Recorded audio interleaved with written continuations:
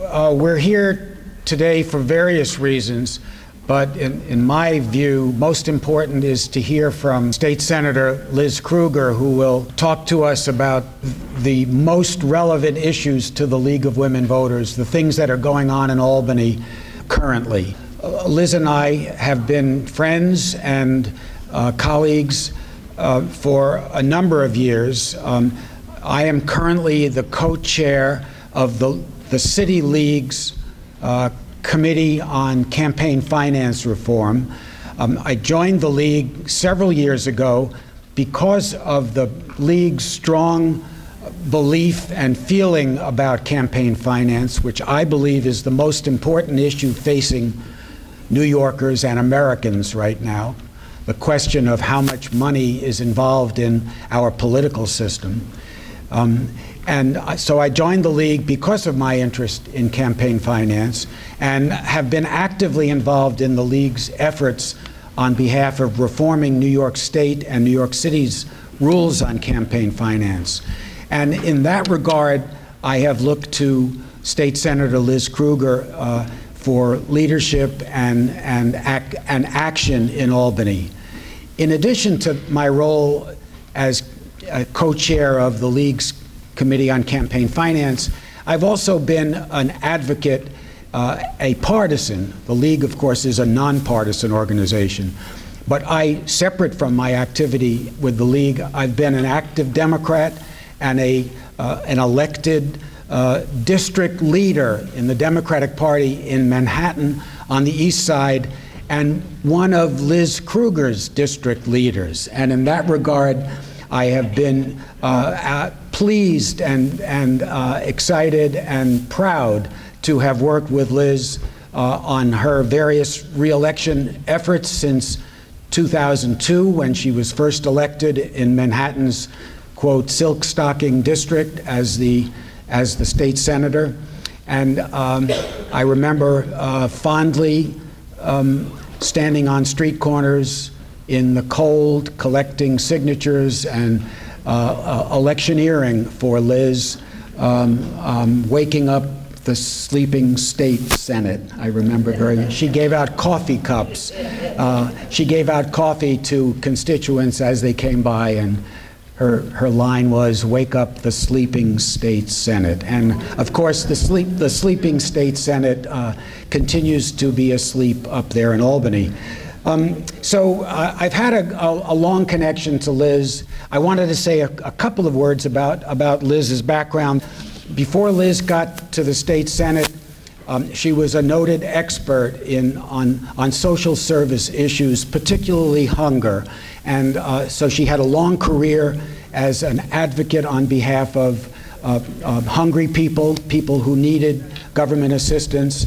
Since coming to Albany, she's been an advocate on so many of the issues that we in the good government community have been concerned about, that they're almost too numerous to discuss in any detail. I know Liz will speak about some of them, but the League's issues have been Liz's issues: campaign finance, redistricting reform, Board of Elections reform, the structural reforms that make our government work not as well as we would like it to work.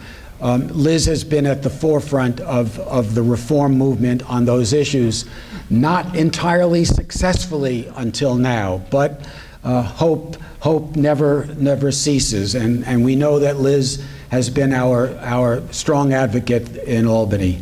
So it gives me personal great pleasure and honor to introduce to you one of New York's most energetic and successful political figures, State Senator Liz Krueger.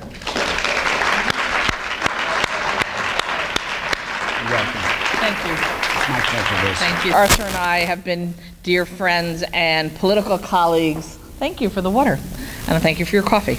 And when he talks about helping me on the streets of Manhattan with coffee cups and talking to voters, what he didn't say is he's damn good on the streets. When you do as much street work as I have done on behalf of politics, you get to know who's really good that you want to be out there with and who isn't that helpful. So Arthur would be shouting out, "Help Liz Krueger, wake up the state Senate," and he'd get these little ditties in his brain. I don't know if you remember them all, and he would just rant them out there. And I was actually thinking about this the other day, Arthur, even though I guess I knew you must be here, but I didn't have this room in mind. But I was called by a young woman who was doing her master's thesis on why women don't run for political office and the pros and the cons. And we were having a great conversation. She was saying, well, what is it you need to learn to do to run for political office? And I said, well, one thing is you need to learn to be comfortable talking one-on-one to people and in groups, because politics is really retail. It's really just going out there and convincing people there's a reason they ought to vote for you. And that includes, at least in my district, where you can't really door knock. I represent 96th Street on the east side down to 10th Street around Union Square. I go across Midtown in the 50s. We all know this area. It's not like you can ring doorbells. You have to stand on the streets, and you have to stand at bus stops and schools and supermarkets and get out there when people are going into the subway or coming out of the subway. And I was saying one of the things I learned was it can be really fun, and you can really have a great time with the retail, and that nobody should be afraid of it. In fact, particularly women are actually, I think, although Arthur's an exception, more comfortable approaching strangers and just starting to talk to them on street corners. So I actually think it's one place where women should recognize there is some, perhaps not necessarily genetic, but culture-driven learning experiences that actually make us more comfortable approaching strangers and getting them to talk to us. The other thing I wanted to talk about before I go into the substance of the issues is I went to a little event 2 nights ago, and I went because the woman who started this new project and was really coming to New York to sort of introduce it was a woman that I knew, we calculated, from 41 years ago when I babysat her children in Ridgewood, New Jersey, where I grew up. And she was the campaign manager for a Democrat running for Congress, and we'd never had Democrats in Ridgewood, New Jersey before. I'm not sure they have them now. And so she was the campaign manager. She had a 2-year-old. The potential congressperson also had a 2-year-old. And I was in high school, and I was the campaign babysitter for the 2-year-olds.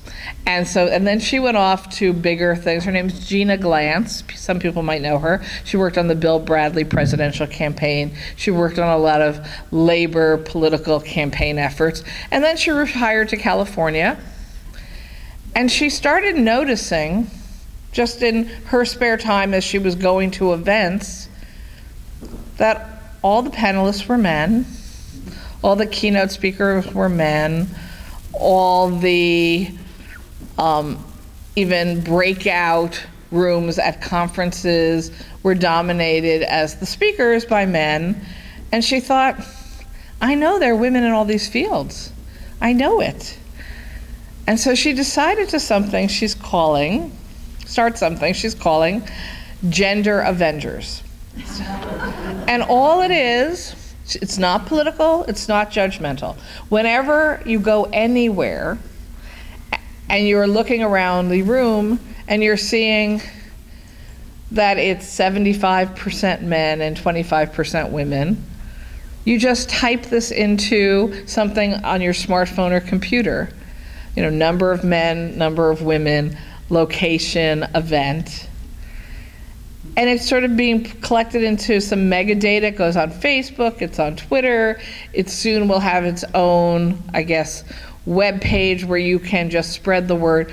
And what she's finding is some of the people hosting these events are getting very sensitive to them and are calling her up and going, well, we're really better than this. She goes, good.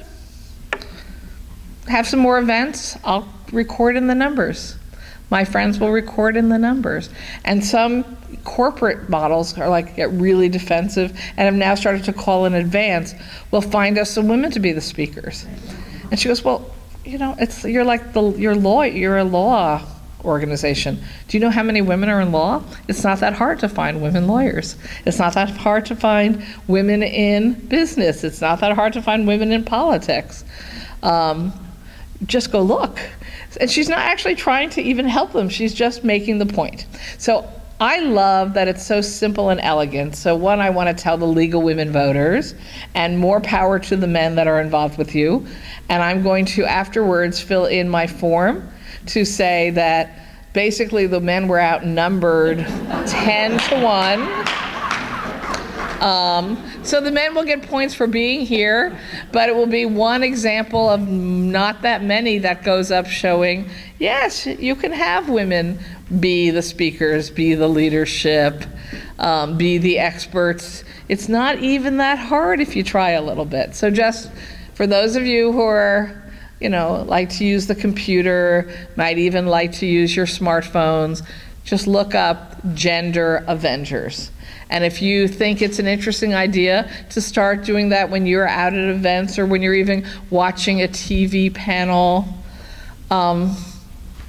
then go ahead and put it in. The favorite story she gave me, by the way, was she was asked to come to something at Harvard Kennedy School for every 10 years they do some big conference around presidential politics, and because she had worked in presidential politics, she was asked to be there, but she actually wasn't asked to be on any panel, and she didn't mind. She's so low-key, but she's sitting there in the audience and reading her agenda, and she's like, 17 men, no women? Like there were no women involved in the presidential politics in the last decade?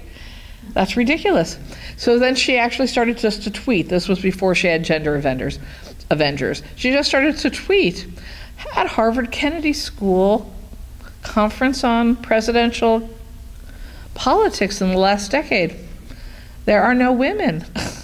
There's some women in the audience, but there are no women speaking like at a 2-day conference. And so other people started to tweet the same thing. And it was like sort of going through the audience. And then there was a break because the big panel was that night. And she got a call saying, that's not fair. She goes, it's not fair or not fair, it's simply a fact. And I'm just a private person tweeting. And some other private people are tweeting also. So I really don't know what you expect me to do about it, although, and obviously you can't do much this year, but maybe you'll notice in the future. So she said that night, Boston had a blackout and they had to cancel the event. And she was like, God's reading my tweets. So I just loved the concept because it really was, what can one person do to change the world, even when you've decided you're going to retire and try to, you know, read poetry and do drawings, and that there's still important ways that you can influence the world. And I think to some degree it's a great story for the League of Women Voters, because what's the history of the League of Women Voters? Women who were disproportionately just volunteering because they gave a damn about the political process and democracy and wanted to make sure that this country held on to its dream and goals of a fair and open democracy. I'm sure there's a much more complex mission statement out there, but that's pretty much how I would explain the role of the League of Women Voters. And people are shaking their heads, so I wasn't totally off. And so I am glad to be here because I am a proud New York State Senator. The Senate's not totally sleeping anymore. Sometimes I'm frightened that it's awake, you know, because there is some argument for if you don't do anything, you don't do any damage. But the fact is, even when I was running for office starting 15 years ago and making my point that we really weren't getting the government we ought to out of Albany, and we really needed significant change in the New York State Senate, it wasn't because they were doing nothing, they were just making the wrong decisions. And I would argue that is still true a significant amount of the time this year. I meant to bring you copies of my latest community bulletin, and I didn't get to the office this morning, so I don't have the copies. But for people who are web computer users, if you just go on my website, lizkrueger.com, you'll see my newest April community bulletin. If you want to sign up for future emails once a month of the community bulletins, just at the top of the first screen, it says put in your name and email, doesn't matter where you live. And I'll send you emails maybe twice a month. They're government and policy, they're not fundraising or campaign. And if you delete me, I'll never know and no trees were destroyed. So I love, email communication. But the reason I mention is because I always do sort of a message from Liz and a policy spotlight each month, as in addition to all kinds of more local and perhaps information that people might want to know if they live on the east side of Manhattan. So take a look, because you'll find, there might be other things you're interested in, although we were joking. It's now up to 16 pages. It's apparently our monthly magazine, not our community bulletin, because we have so much we like to talk about. But I was writing about the budget process this year and what was in it and what wasn't in it. And I ended up giving us a grade of D for the year, particularly on the process. Soon I'll get into what was and wasn't in there. But the process was actually probably the worst I've experienced since I started 4 governors ago. I know, 13 years and 4 governors. I came in late Pataki. We had the 1 year of Spitzer. We had Patterson. We have Governor Cuomo. And actually this year I'd say was the worst. Why? We did the budget bills with what's called messages of necessity. A message of necessity is something that is supposed to be used in an emergency situation, so you skip the process of a bill having to age and be available to legislators and the public for 3 days. Now, I've always argued 3 days is not nearly long enough on a budget bill, because budget bills are thousands of pages long, but the concept of skipping the 3 days on budget bills is truly outrageous to me. And the emergency, I guess, was twofold. One, nobody could get their act together to get the stuff done earlier. And 2, some people seem to be obsessed that if we didn't get it done by March 31st, we'd have a late budget and the world will end. Well, for the record, yes, it's better to get your budget on time, but no world ends if you're a few days late. There were years, and I lived through some of them, where they were still fighting about the budget in August, and that's unacceptable. That is really outrageous and unacceptable for all kinds of reasons. But if in fact the state of New York was 3 days late on their budget, so everybody got 3 days to look at the bills and review them, that would have had zero impact on anyone in government. And I would argue it would have significantly helped the process. So because they were so desperate, they were basically printing out bills and thus bringing them to the floor. They were bringing out bills that didn't ever exist before in budget language because, they forgot to put the education money in. They had a new bill for that one. They forgot 14 other things. They made an omnibus bill that was a pile of things that had nothing to do with each other. They weren't ready to deal with education policy, labor, and social services when they wanted to do the bill that those were supposed to be in. So I did a whole speech on the floor. Well, I'm voting against this bill because it has none of those things in it. It's not a budget bill. There's no budget items. And it's not even on the topics it's supposed to be on. Where's all that information? And my colleague, my Republican colleague, who actually is the chair of finance, and I'm the Democratic ranker, and I like him and I respect him, and I think the reverse is true also. We joke about that people don't understand we actually get along very well. But my job was to beat him up a bit that day. I was like, why should I vote on a bill that doesn't have any of the information or numbers on it? And he said, well, because that'll be later. I go, what do you mean later? Some other bill another day. Well, what will those bills say? And then he goes, I think it will have the following information. I go, you think? That's not the way you do a budget. He goes, well, I have faith. I said, that's not how I learned you do budgets. We could have faith in our religious practices. We can have faith even in each other as human beings. But I can't vote on a bill that has none of the actual information in it it's supposed to legally have, and then explain later to people like the League of Women Voters, well, I was told to just have faith that the actual facts and information to meet constitutional requirements of our budget would come along later sometime afterwards. And actually people sort of laughed on the floor when he said, I have faith. And afterwards, I must admit, he said to me, okay, that was my worst moment ever.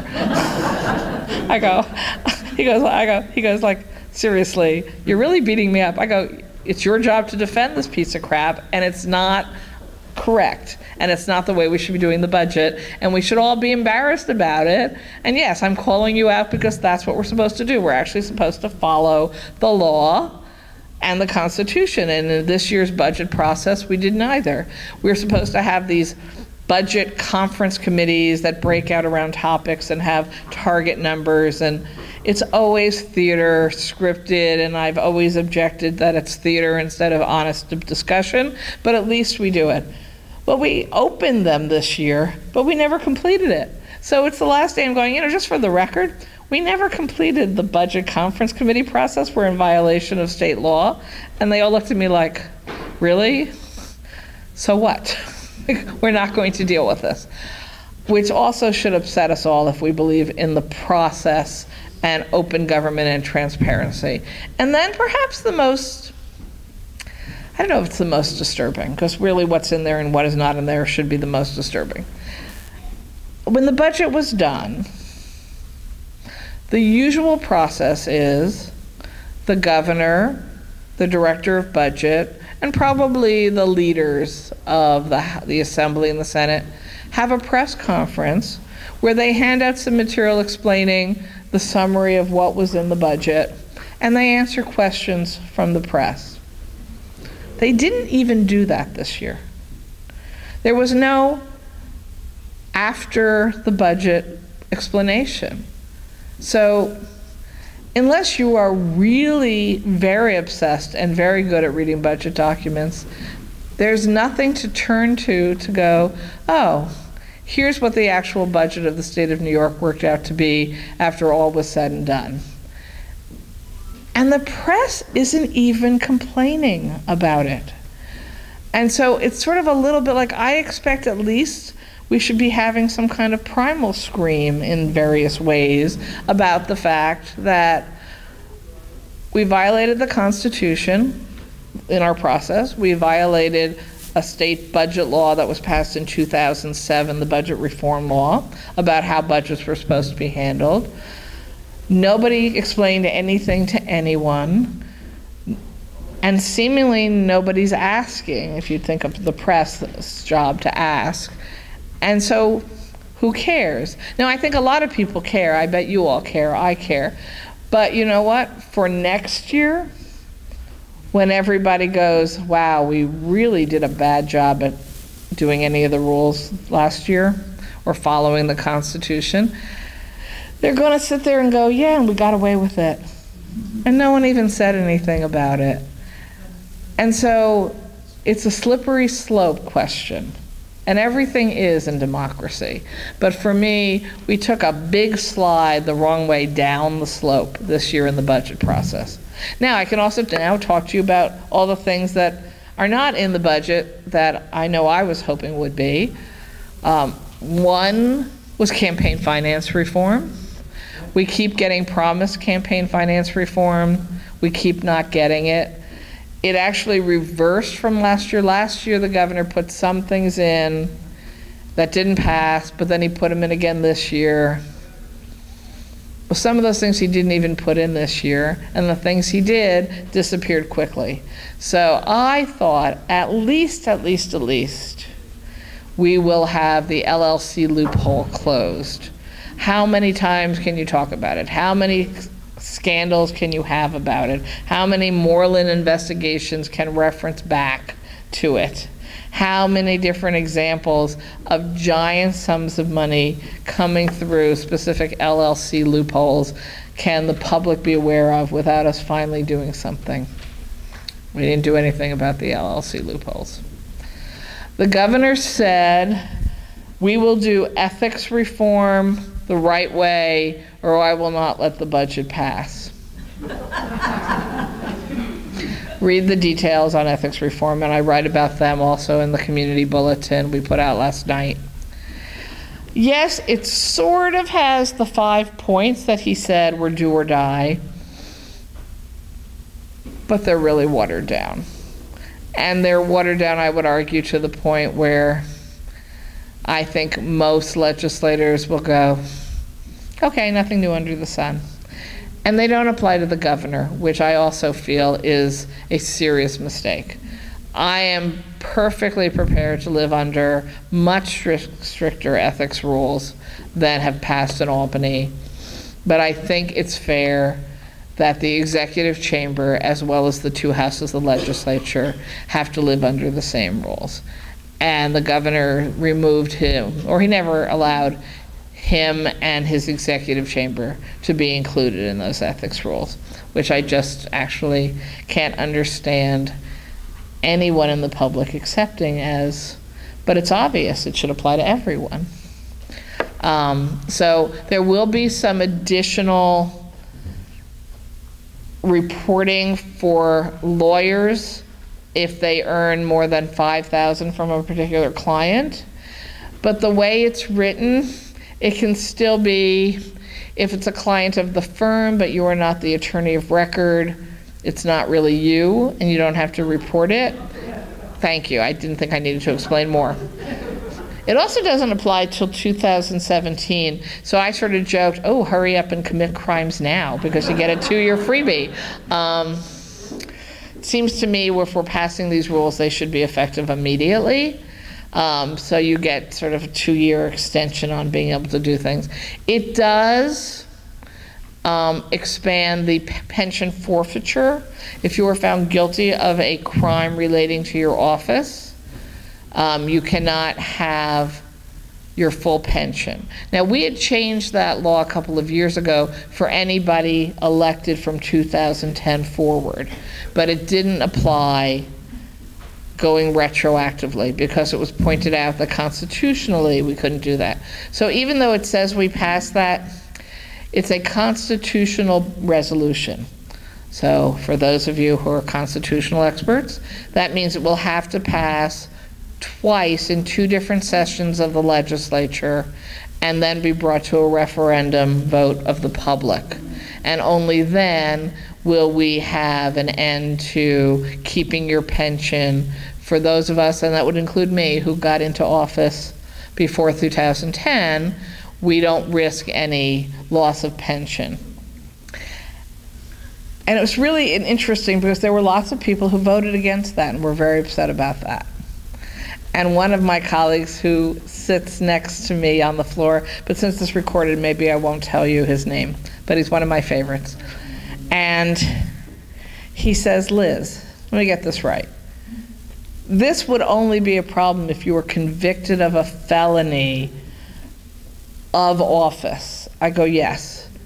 He goes, so why don't you just not commit a felony and keep your pension? I go, yes, that's the easy answer.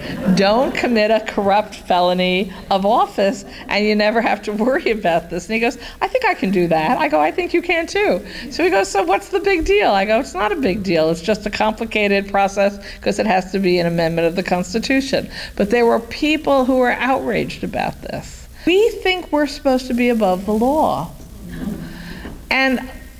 And I really fundamentally believe that I'm supposed to have higher standards and be held to higher standards than you. Now, why do I think that? Because I ask you to give me your vote so that I get to decide the laws we all have to live under. So you're giving me the power to decide the laws 19.5 million people have to live under. In which case, I think that then means morally, if not legally, there are higher standards for elected officials. No one put a gun to my head and made me run for office. It's an honor and a privilege that people vote for me to be a representative to decide the laws of the state. How can I believe and go to the office in the morning that I'm supposed to be above the same standards in law that everybody else has to face? I actually think they should be higher. So when people said other lawyers don't have to report to the public the kind of work they're doing for their law pay and who their clients are and whether they have other business before the state of New York, and I'm not a lawyer, but I say, nobody makes you be a legislator. Keep your law practice and leave the Senate or the Assembly if you think it's a conflict for you. If you have two jobs and you think there's some conflict between them and you're arguing that you make a lot more money in your law practice and so this is outrageous, really somebody else will run for your seat, I guarantee it. It won't sit empty. There are people in every district in the state who will be very interested in stepping up and saying, I want to try. So fine, if it's a problem for you, you're not drafted to be here, or you might be drafted because I was drafted, but you're not required to be here. The government will release you, you're not chattel. And people looked at me like I'm the one who's crazy. And maybe they're the ones who are right and I'm the one who's crazy. But I think this stuff is pretty obvious. What else did we do in ethics? We did do one, I think, important and valuable thing with the ethics package. We put some rules in place that say, if you raise money into your campaign finance account, you have to spend it on your campaign, not private purposes. You know, some people actually thought that might be a rule already, but it's not actually. You can, up until now, you can raise money. I can come up to you, hi, would you give me a check for my campaign account? And you give me a check for my campaign account, and if you go looking later, you might discover I paid for my kid's private school. I paid for a swimming pool. I paid for personal travel. I paid for a personal car. And again, it's Manhattan, so using a car in Manhattan to see my constituents, not such an obvious story. And you get reimbursed for travel to and from Albany if you're using your car, so you wouldn't need campaign money even to pay car travel to and from the Capitol. So we finally actually decided, no, we're not going to allow that anymore. But it was also supposed to say, and you can't use the money for legal defense for criminal or civil challenges. And that got dropped out. And I think it's important to know that it is still allowable to, while fighting the felony accusation in order to protect your pension, you can use your campaign money for your legal defense. And again, people said, well, why? It's part of the job. I was like, well, lots of people have jobs they go to where they might get themselves in trouble, might face criminal or civil charges. They don't get to raise money from people saying, I might run for office someday, so please give to my campaign account, because if I can just get out of this legal trouble now, I might be able to run. And that's how absurd I think this is. So that got dropped out. So even the things where you'll see somebody saying, oh, we did this, this, this, and this, the devil's in the details, and it's important to hold up the, here was the actual proposal, here's what actually passed, and what does it mean? And again, campaign finance reform, one of the key issues for the League of Women Voters and for many of us in office, 0 changes, no changes at all. Now, other things that I thought were important in the budget, and I had some illusion we might actually keep in, the DREAM Act, which is simply student aid for young people who were brought here under age 18 and had no responsibility for the fact that they are undocumented because they were brought here as children, allowing them student tuition aid so they can go to college. It's been a hard fight for many years. It's only estimated to cost between $20 and $25 million per year. Okay, that's a lot of money for all of us, even together. But in the state budget, in the TAP allocation, tuition assistance program for college, it's a drop in the bucket. It got thrown out. What a terrible, terrible thing for these young people. She's going to tell me time is close. You're not? I'm going to tell her about it. Could you leave time for some questions? Yes. Oh, good. Okay. All right. Minimum wage got dropped out.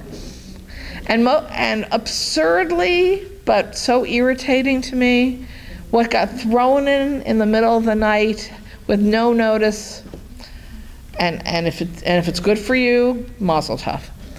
People who own private jets and fancy yachts got a huge tax exemption for the purchase and for what are called the usage fees when in New York. And for me, it was like, seriously, people, this is what we're doing? And not telling anyone about this is outrageous. Outrageous. I've been asked to make sure I leave time for questions, so now I'm just going to stop talking and open it up to questions. Yes? The league has been concerned with the constitutional convention question, which we're going to face in 2017. I know you have a bill in for making the selection of delegates changes, which is something that the league agrees with. Can you tell us, has that got any change? Nobody's talking about a constitutional convention at all. Nobody's talking about changing the way we would choose delegates. There's lots of proposals out there, but so far I have not heard any discussion in either house about it. So you're going to have to get louder and pushier. Yes? I came here from the Caribbean islands. All right. Our foreparents came here with kids from Europe. I saw when they came as children, the children. Wasn't they undocumented? They came, the children were not citizens of America if they came here. So why can't they do that for the children who's coming here? How you could tell an undocumented child who came here 3-4 years, went to school, went to daycare, went to high school, and now this child needs a future the parents can't afford. They can't afford to pay a college education. They need that money to help them. They need that to go through. Maybe they don't want to stay here. They were not born here. They want to be a prime minister in their country. And they want to help America too. They want to be more free. So how can you fight for that? Put that back. Well, I agree with you completely, and that's exactly an argument that was made to support the DREAM Act. I actually stood on the floor of the Senate and said, my grandparents were immigrants. They got on boats from Eastern Europe. Well, they were in Eastern Europe and Russia. They came west. They got on boats. They were escaping pogroms in Russia. They didn't have any papers when they got here. They were hoping somebody'd let them off in Ellis Island and let them come in, which in my family they apparently did. They then were able to get free public education. My grandfather, who came here at the age of 10, got free public university education, then actually went on to be one of the first Jews to graduate Harvard Law School. And our family has, thank you very much, done very well. And I could not with a straight face say that any of my grandparents had legal status when they got here. But no one was obsessed about the paperwork. And they all were able to move on with their lives and become contributing, tax-paying citizens, and their children and their grandchildren and now their great-grandchildren.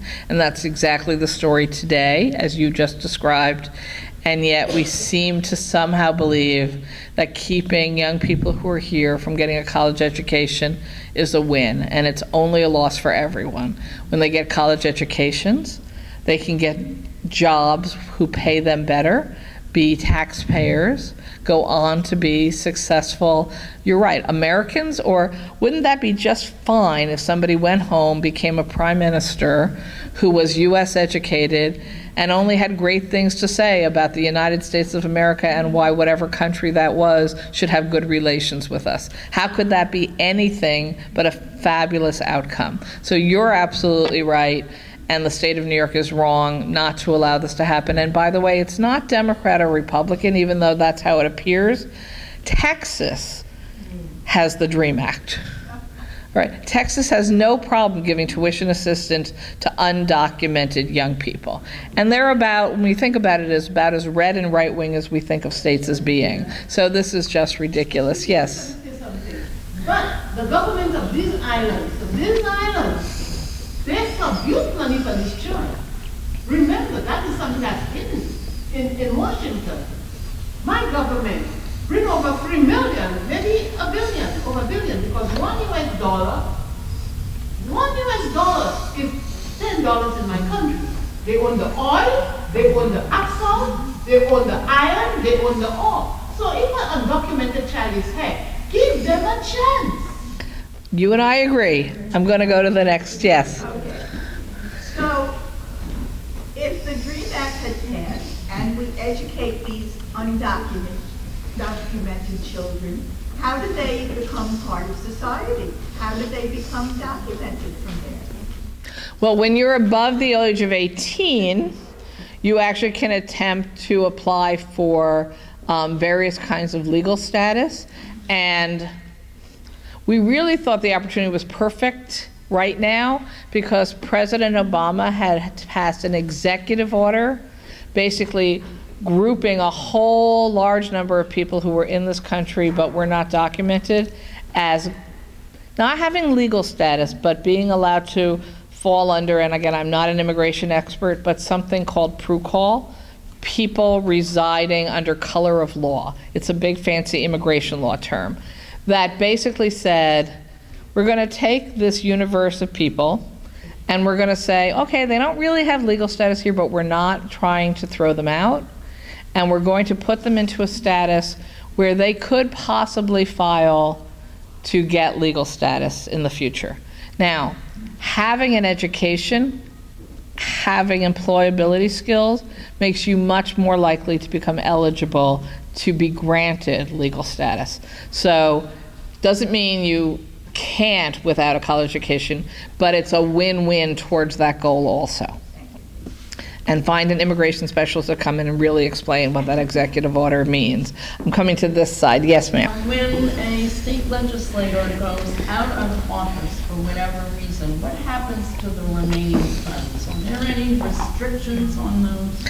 No, it's ridiculous. I've been carrying a bill for years that would require that when you were out of office, you would have 4 years to close down the account.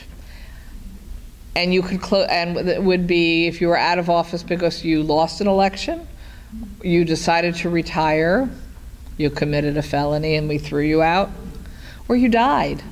You know, you can be dead and still have your campaign spending money. We actually have quite a few active campaign accounts of deceased previous elected officials. Their treasurer has the power to keep spending money. So under the law that I've been trying to get passed for years, within a 4-year period, you could give the money back in a prorated way to all of your donors. You could give it to other political campaign accounts, or you could give it to state-recognized charitable organizations. But you couldn't keep it there. New York City has a completely different set of rules because they actually have a small donor matching campaign finance system that works. It's a model that I would love to see in the state of New York, and it seems to be beyond our grasp at this point in history. But we could still have rules like what you can and cannot spend the money on, and the fact that it can't last forever. And some of these accounts that are active, I can name at least 6 people at the moment who are deceased with active campaign accounts. several people who have been out of office for 10 years or longer with active campaign accounts. It's just completely unjustified. If you track who are the owners of some of the largest media outlets in the world, it is very much people who have big political agendas themselves. The obvious one here in New York is the owner of the Daily News and Fox. Why am I blanking on his name? Murdoch, Rupert Murdoch. Because he's not a contributor to your account. I'm going to even bet that he would say, I'll support anyone who runs against her. They love to do attacks on me in the New York Post editorial, and I always take it as an honor. But there's also lots and lots of other reasons that there's not enough people following the law, what's going on in Albany. It's this town 3 hours north, not nearly as exciting as New York City as a media center. There's fewer and fewer news outlets in the world, fewer and fewer newspapers, fewer and fewer serious journalists who can actually get paid a living wage to be investigative journalists. There's a bunch of problems. Yeah, and you should have another forum on this. Yes? Thank you. That's what our problem, and I'm going to speak to my problem. The league has been working on campaign finance reform for this 2 decades, and we're getting tired. We're also getting the feeling, are we doing any good? What can we do? It's not in the budget. What is our role going to be for the next couple of years on campaign finance reform? There's another part of it. A few of us are working, hopelessly, I guess, on a constitutional amendment to undo Citizens United. So I don't know whether our message should stay there or it should stay there. I think challenging Citizens United is probably the most important thing we could all try to do. The Supreme Court has now made 2 horrendous decisions when it comes to campaign finance in this country. There was Citizens United and there was a follow-up case. McCutcheon, thank you. Aren't we glad we all know Arthur?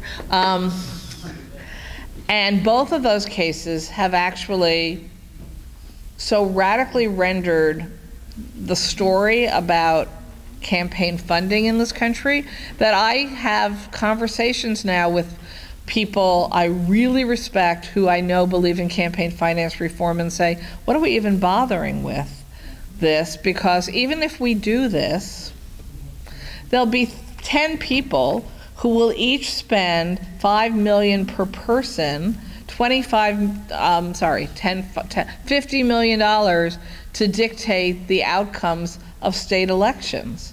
So why are we bothering with this? We need to go after the bigger problem, which is the fact that the Supreme Court of the United States says it's not one person, one vote. It's if you're rich, you can just buy everything. And the reason I actually think it's more important is I look at the patterns of election turnout. New York State is now the 2nd worst in the country. We only had 4 million people vote 4 years ago. Only 4 million people where technically there were 11 million eligible, I believe is the number, and 4 million voted. And then 4 years later, 3 million people voted. We lost 25% of that tiny number in a 4-year point. If we keep going at it this way, we're going to have an election, no one shows up, we'll all say, why bother?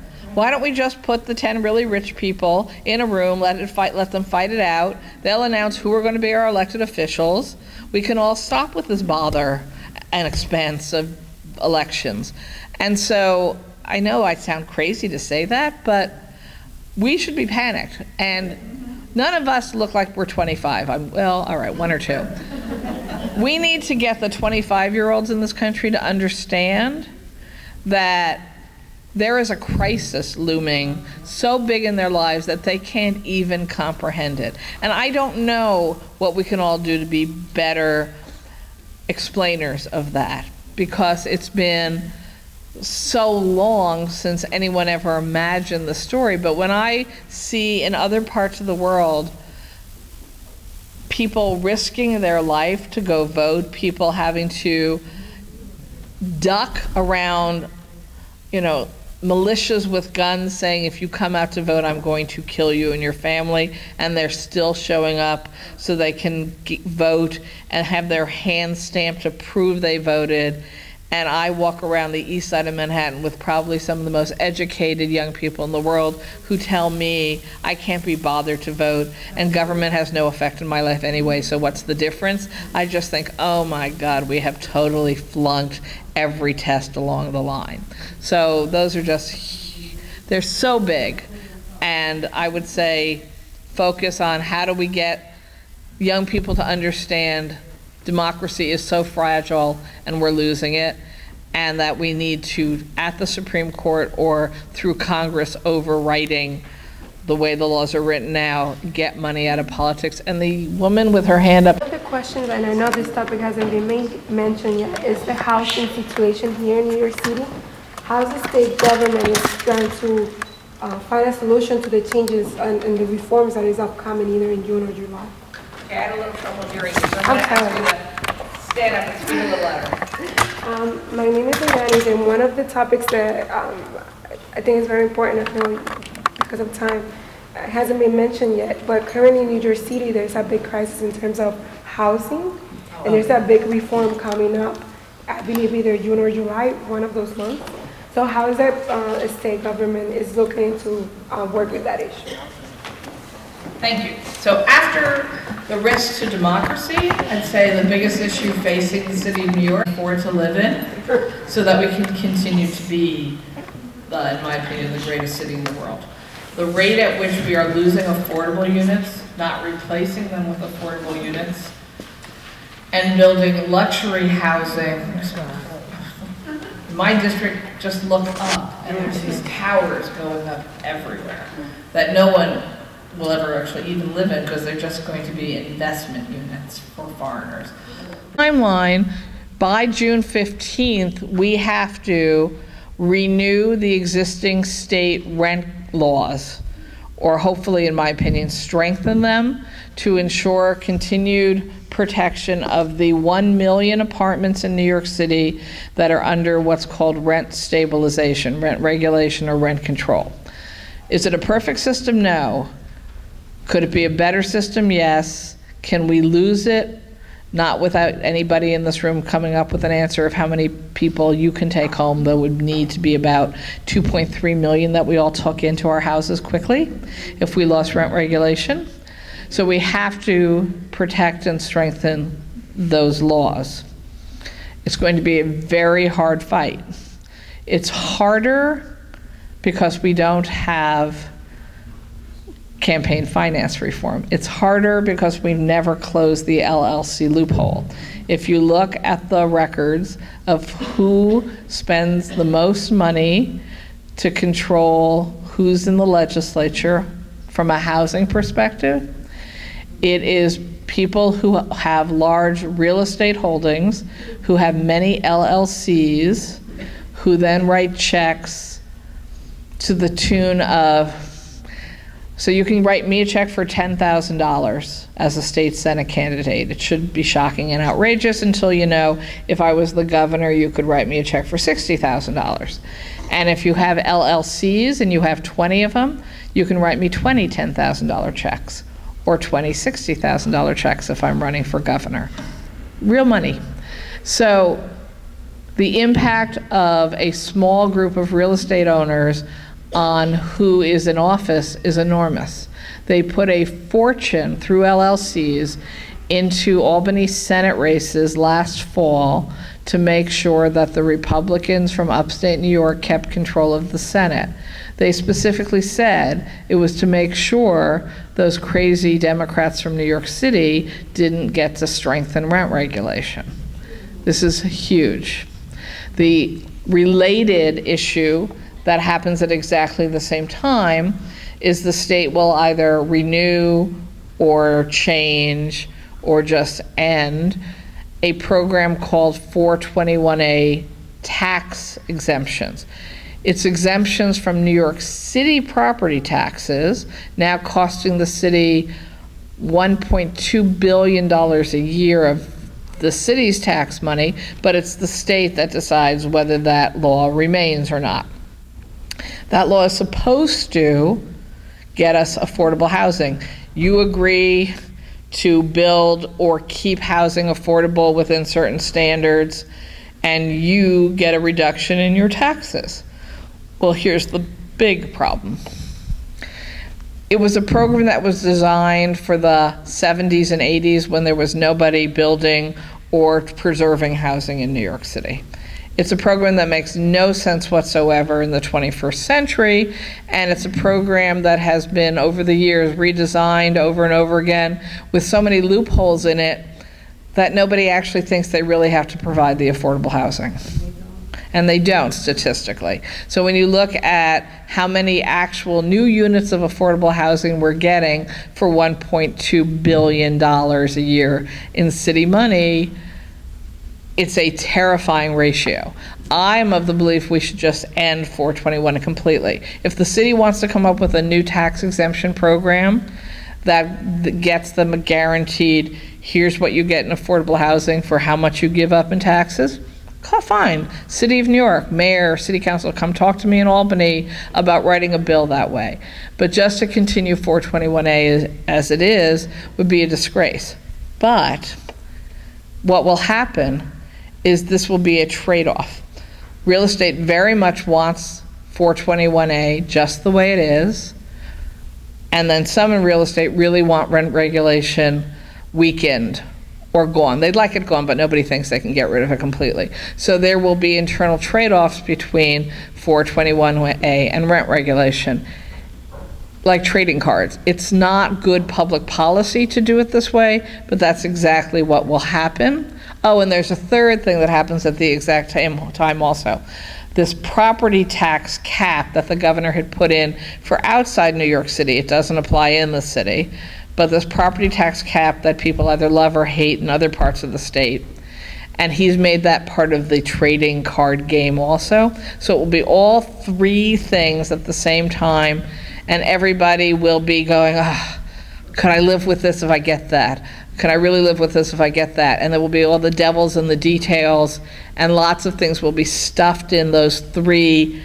It might just be one bill. It might not even be three separate bills. It's crazy if it's not separate bills, but they'll all be bills that sunset at exactly the same date, so have to be dealt with. It's critically important, and there's some really excellent housing groups who are working on the technicalities of this.